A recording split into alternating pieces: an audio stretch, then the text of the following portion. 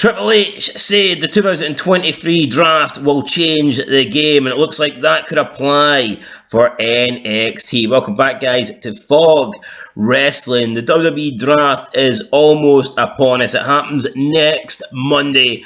We're going to see which superstars move from Raw to SmackDown and who gets drafted from SmackDown to Raw. However, it has been rumoured that there is some potential NXT names that are going to be included in the draft. Now, I think we all knew this. They were probably going to move one or two NXT people around. Let's be honest, NXT is the development brand. They are developing the next generation of superstars, the superstars of tomorrow, if you will. So it makes sense that sooner or later they're going to move from NXT to Raw or SmackDown. We've seen it in the past with NXT. It's no surprise. We've seen it even back in the day with ECW. ECW, after like the first year, quickly transitioned into like the third brand, and either WWE would bring up, you know, youngsters and debut them on ECW, or they would put mid-carders who perhaps weren't getting proper runs on Raw and SmackDown. They'd put them on ECW, build them up there,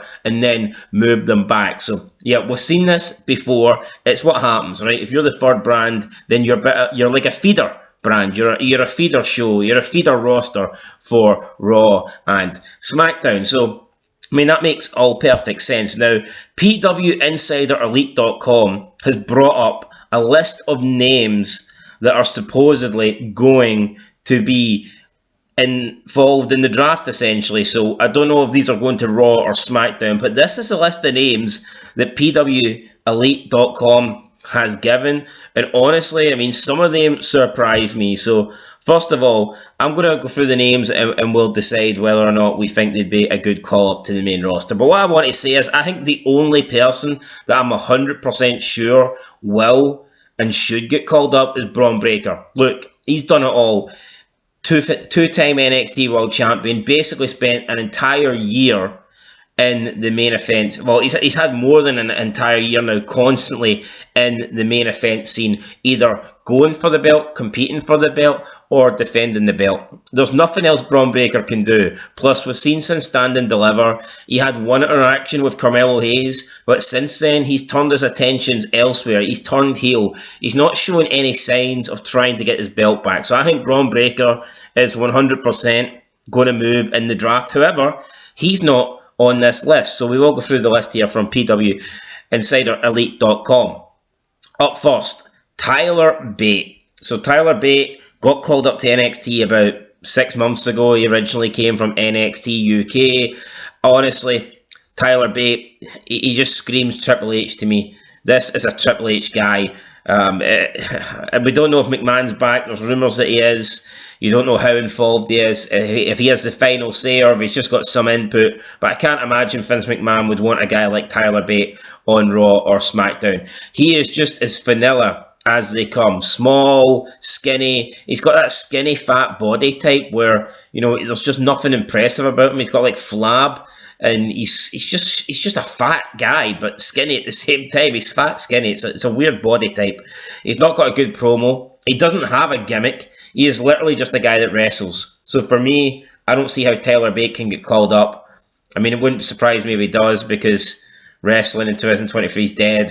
Triple H's, you know, version of wrestling sucks. So he'll probably call Tyler Bate up and make him a champion. But yeah, for me, Tyler Bate should not get a call up.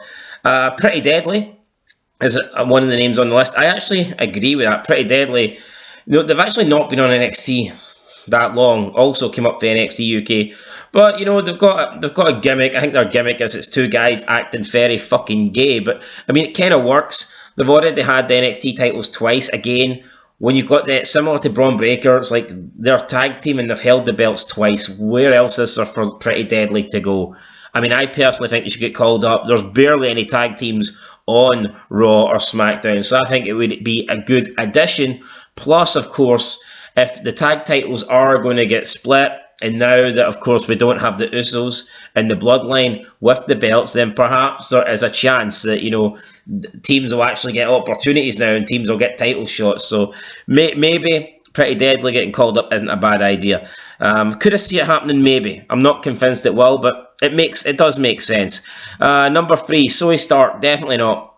There is nothing about, again, just another wrestler with no gimmick. Unless there was a gimmick for being unattractive and shit on the mic, then she'd be perfect at that gimmick. But that's not a gimmick. That's just like a trait, you know. She's not that attractive to look at, and she is absolutely garbage on the mic. I mean, that won't stop them from calling up Zoe Stark, because let's be honest, you've got people like Shayna Baszler on the roster, and that kind of sums up Shayna Baszler, unattractive and shit on the mic. So, I mean, Zoe Stark could come up. Will she come up? I don't know. Maybe, but I just don't see any spot for her. Do I think she should hold a belt on either Raw or SmackDown? Absolutely not. So, we'll see if Zoe Stark comes up. I think it could happen, but it wouldn't be something I'm excited about. Cameron Grimes is another name being mentioned here. I mean, again, Cameron Grimes, I just don't really rate the guy. I don't think he's got much of a gimmick. He's just another guy that likes to wrestle. Yeah, for me, Cameron Grimes, again, he's been rumoured to be getting called up for like 6 months now. So if he does come up, then I wouldn't be shocked, you know. But again, I wouldn't be excited. Cameron Grimes doesn't do anything for me. And the last name on the list is former WWE NXT UK champion Eli Dragunov. Now, he is apparently being discussed for the draft, and it's been noted that there was a pitch for him to join SmackDown and link up and feud again with Gunther. I mean, this is some shit that's happened in NXT UK. We don't give a shit about this. Gunther, Eli Dragunov, just again, 2 guys that all they want to do is wrestle. Gunther's not got a character. He's just a guy that wants to wrestle and he says the ring's sacred. He's just a serious guy that wants to wrestle. I mean, that's not a gimmick, you know. It's just fucking not. Him pretending that it's just not a gimmick. It is not a gimmick. It's just a guy that's serious, a guy that likes to mat wrestle, a guy that likes to slap people. I mean, that's not a gimmick. That's just a style. There's nothing about Eli Dragunov or Gunther that I'm interested in, and I don't personally want to see them, you know, on the main roster competing. So that is the list, guys, that PW Insider Elite have given. We're going to actually make our own list. Probably tomorrow, we're going to bring out a video, 10 NXT superstars that we think should be called up to either Raw or SmackDown, and we'll give our opinion on people that we think are ready, people we think would make great additions to the main roster, and yeah, people that should be called up immediately. Anyway, guys, that is it. Let me know your thoughts down below. Dragunov, Cameron Grimes, Zoe Stark, Pretty Deadly, Tyler Bate. I mean, it's not great. I mean, out of those 5, the only one I really like is Pretty Deadly, and even then, I wouldn't likes a overestimation here of my feelings towards that tag team. You know, they're okay, they're bearable, but they're not great. So we'll see what happens in the draft, guys. That's it. I'll catch you in the next one. Peace.